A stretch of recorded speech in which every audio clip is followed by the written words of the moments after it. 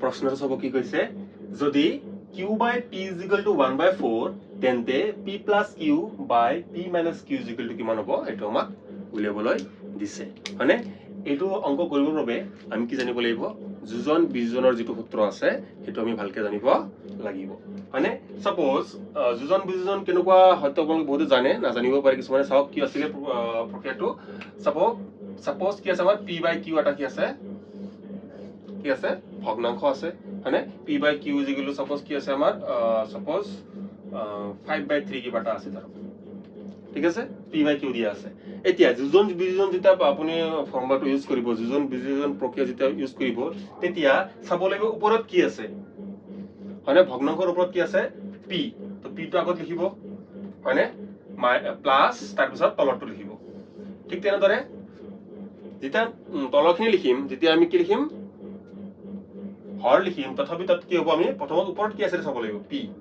minus তাৰ পিছত q ঠিক তেনেদৰে ৰাইট সাইডটো হেনেকৈ কৰিম ওপৰত কি আছে 5 প্লাস তাৰ পিছত তলৰটো ঠিক তেনেদৰে তলত ওপৰত যেটো আছে লিখিম 5 মাইনাস 3 মানে এনেকৈ কি হ'ব ক্যালকুলেট কৰিলে কিমান হ'ব আমাৰ ওপৰত 8 তাৰ পিছত 2 এনেকৈ আমাৰ কি হয় যোজন বিজন প্ৰক্ৰিয়া কি কৰা হয় ইউজ কৰা হয় এটো হল যোজন বিজন প্ৰক্ৰিয়াৰ কি হয় আমাৰ ফৰ্মুলা বা সূত্ৰ আমি চাব লাগিব ওপৰত কোনটো আছে সেই ওপৰটো কি কৰিব লাগিব প্ৰথমত লিখিব লাগিব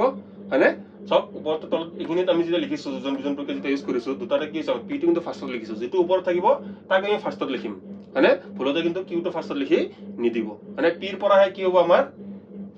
p ৰ পৰা q টো মাইনাস হ'ব হয়নে তো এখিনি বস্তু বুজিবলৈ যোজন বিজন প্ৰক্ৰিয়াৰ বস্তুটো বুজিবলৈ এতিয়া আমি যাও আমাৰ যেটো অংক দিছে ঠিক আছে So, আমার অঙ্কত কি দিছে চাবো আমার অঙ্কত দিছে q by p is equal to 1/4 মানে q by p is equal to 1/4 কিন্তু আমাৰ যেটো এনসাৰত দিছে চাবো এনসাৰত আমাৰ p plus q আৰু p minus q মানে কিন্তু এখানে ওপৰত কি আছে চাবো কিন্তু ওপৰত কিমান আছে q আমি যদি এটা যোজন বিজন প্ৰক্ৰিয়া ইউজ কৰো আমাৰ স্টার্টিংত কি আহি যাব q আহি যাব মানে q plus p আৰু q minus p কিন্তু আমাৰ কোশ্চেনত এনসাৰত কি দিছে কি লাগে p plus q আৰু p minus q দিছে হয় না p টো আমাক স্টার্টিংত লাগে মানে কি হ'ব লাগিব p টো আমি কি কৰি ল'ব লাগিব p টো আমি ওপৰত লৈ ল'ব লাগিব হয় না p টো আমি কি কৰিব লাগিব ওপৰত লৈ যাব লাগিব কেনেকৈ ওপৰত লৈ যাব পাৰি জানে নে এপিনে যদি আপুনি ভগ্নাংশ উল্টাই দিয়ে এপিনে কি কৰিব পাৰি ভগ্নাংশ উল্টা দিব পাৰি যেটো কিন্তু ইয়াত আছে সমীকৰণ হৈ আছে হয় না এপিনে যদি মই উল্টাই দিও ভগ্নাংশ এপিনে কি হ'ব উল্টা হৈ যাব কিমান হ'ব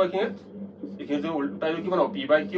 এখানে যদি উল্টা দিও কিমান হ'ব 4/1 কিয় উল্টালো জানে নে কাৰণ যোজন বিজন প্ৰক্ৰিয়াৰ ওপৰটো হে ফাৰ্ষ্টত লিখিব লাগে হয়নে যেটো আমাক কোশ্চেনত p টো আগত দিছে নাই তো আমি p টো কোন ওপৰত আনি লবই লাগিব বেলেগ কোনো উপায় নাই এটা যোজন বিজন প্ৰক্ৰিয়া আপুনি ইউজ কৰি দিয়ক কিমান হ'ব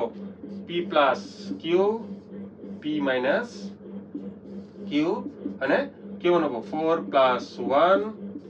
4 minus 1 ক্যালকুলেট কৰক ক্যালকুলেট কৰিলে কিমান হ'ব চাওক ওপৰত কিমান হল 5 আৰু তলত কিমান হল 3 মানে আমাৰ সূত্ৰটো কোনটো হল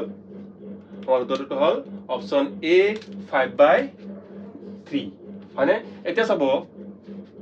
যেতিয়া যোজন বিজন প্ৰক্ৰিয়া কৰিব সদায় মনত ৰাখিব যে ওপৰটো কত থাকিব ফাৰ্ষ্টত মানে এটা চাব মই আপোনাক এটা কোৱেশ্চন দিছো কোৱেশ্চনটো আপুনি কমেন্ট কৰি জনাব সাপোজ মই দিছো আপোনাক q by p is equal to 2/7 মানে আপুনি ওলাওক p plus q by p minus q এটো আপুনি কমেন্ট কৰি জনাব q by p কিমান দিছো আমি 2/7 এটো আপুনি কমেন্ট কৰি জনাব